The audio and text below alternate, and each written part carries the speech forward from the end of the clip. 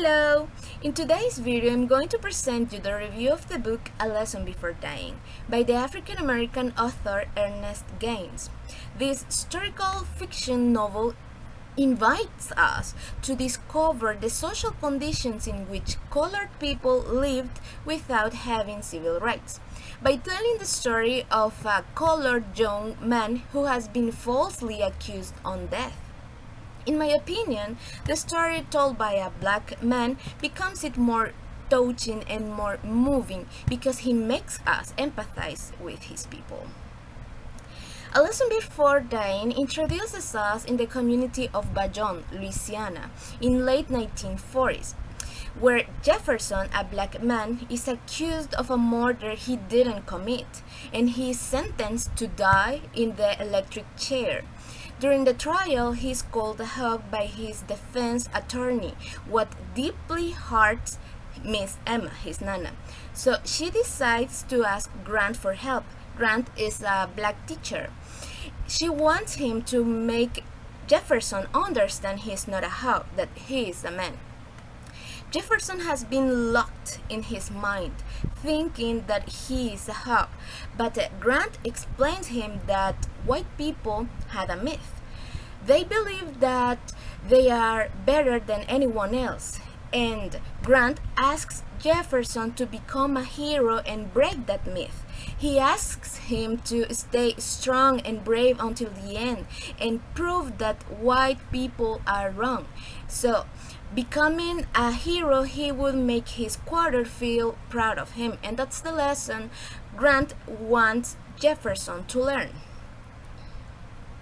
In my opinion, the topics that Gaines exposes in this book are a little bit sensible because we can see how the story is marked by racism, segregation, and inequality, but at the same time, it allows him to touch the audience emotions because, for example, when it is said that Jefferson is considered an animal to strike out of fear, it left us indignation feeling.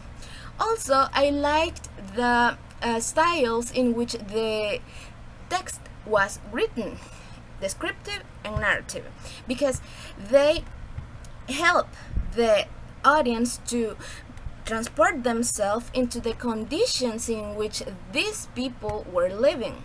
For example, when Grant explains why he teaches in the church, because colored children didn't have a school. And also, I like when Grant describes the physical appearance of the characters because it helps us to create an image of each character. For example, when he says that his aunt is a big woman who remains like a stone. Also, I would like to mention two of my favorite quotes. They are, I want you to show them the difference between what they think you are and what you can be. And the other one is, how do people come up with a date and time to take life from another man who made them God? I liked these quotes because we can notice how the character resists to accept the control that white people had on them.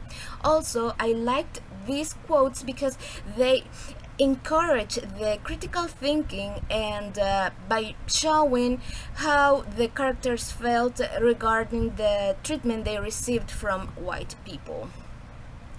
I would recommend this book to adults and young adults because I think that in these stages of life the story could leave more than a lesson regarding to racism and segregation by showing another perspective that perhaps is unknown for the rest of us. So I will give this book 4 stars because even if I liked the narrative style, I would like to have had more perspective of Jefferson's life. I would like to know how his life was before the trial, how he felt, and what he thought being in jail. As a conclusion, I would like to say that this story describing the racist society in which these people lived will definitely catch you. So I hope you read this book. Bye bye.